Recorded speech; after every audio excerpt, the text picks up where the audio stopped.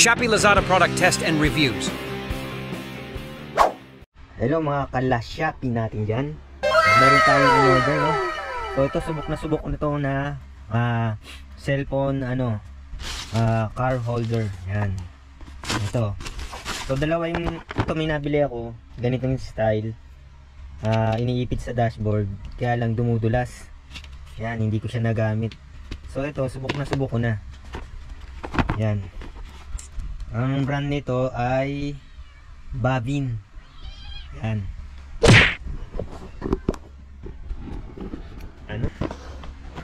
Kala-Shopee. Try natin yan.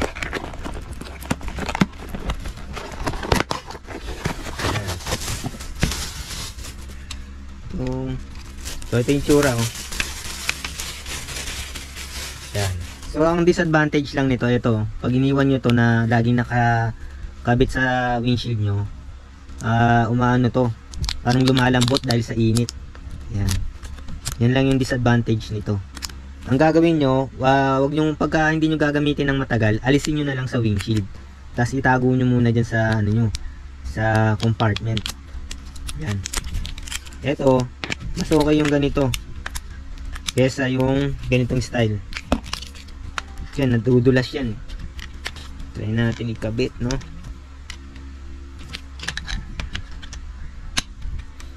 Yan. Yun lang yung disadvantage nito kasi nakadalawang na ako eh. Tapos bumili pa ako ng ibang style, wala, hindi tumatagal. Ito nga yung binili ko, umi-slide. Pagka yung naman yung kiniklip sa sa aircon vent, problema no, nagkakaroon ng yung cellphone mo dito, yung moisture. Parang namamasa yung cellphone mo. Tsaka nabablock din yung lamig ng aircon. Yan. Tapos yan. So i-try natin ikabit mga kala-Shopee natin.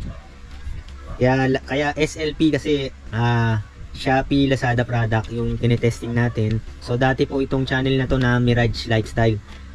More on Mirage ako noon. Wala naman po tayong pwedeng i-vlog tungkol sa sasakyan kasi hindi naman tayo mekaniko, tsaka hindi naman ako nagba-buy and sell ng sasakyan. Tsaka tingin ko konti lang din yung mako-content ko kasi yun, limited lang yung ating resources. Kaya ito yung naisipan ko, yung mga product na binibili ko sa Shopee, sinishare ko na lang dito sa channel na to. Yan. Siguro pati yung road trip yun lang kasi pag may lakad yun. Yan. So try na natin mga kala-Shopee.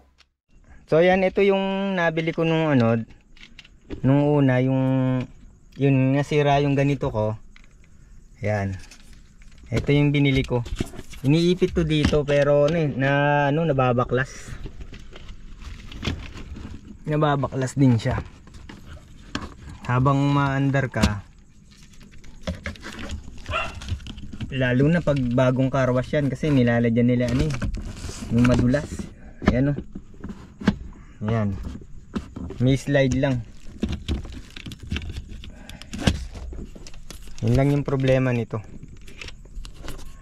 May slide siya.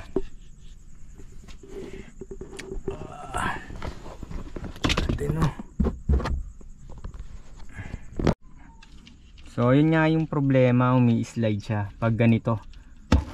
Ganitong style, yan. Kasi pag ganito yan, ayan, dumudulas. Yan. Kaya mas okay pa rin yung ganito. Yan. Ito, alisin lang to. Tapos nilagyan ko dito ng yan.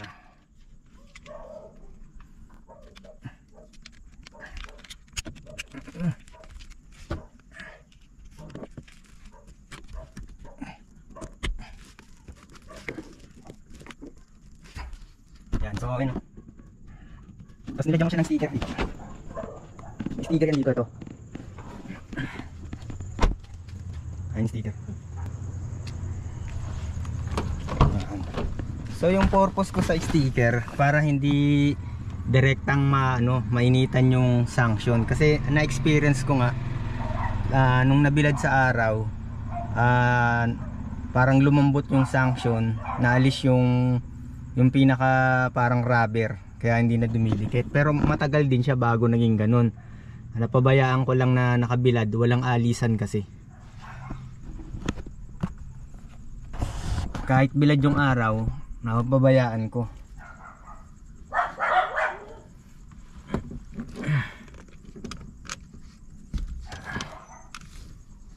Pinipindot lang. Pinipindot lang, no?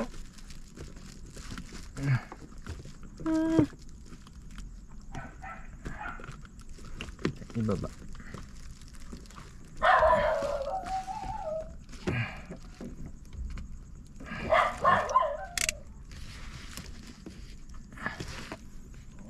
Yan.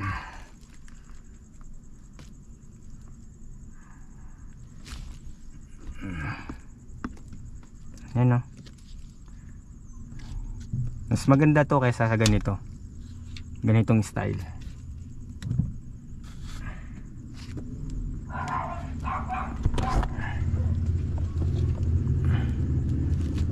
Yan. Hindi ganong ano.